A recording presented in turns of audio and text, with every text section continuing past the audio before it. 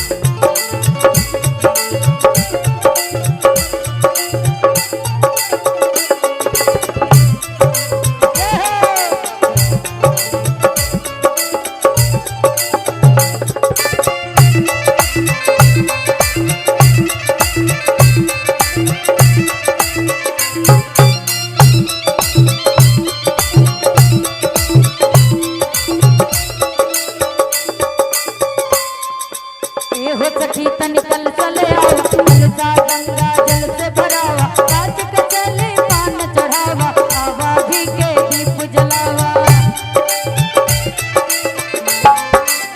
एहो सखी तनी कल चले आवा कलसा गंगा जल से भरावा काज के चले पान चढ़ावा आवा भी के दीप जलावा रच रच कोरा बुआ रचिया भोरा हरि में 4 बजे रच रच कोरा बुआ रचिया भोरा हरि में 4 बजे सिया लेके जइए माथे पे दौड़ावा भोरा हरि में 4 बजे सिया लेके जइए माथे पे दौड़ावा भोरा हरि में 4 बजे देवरू लेके जइए माथे पे दौड़ावा भोरा हरि में 4 बजे सैया लेके जइए माथे पे दौड़ावा भोरा हरि में 4 बजे। बोली छठी मैया की बहुत बहुत धन्यवाद हमको बर्दाश्त करने के लिए। और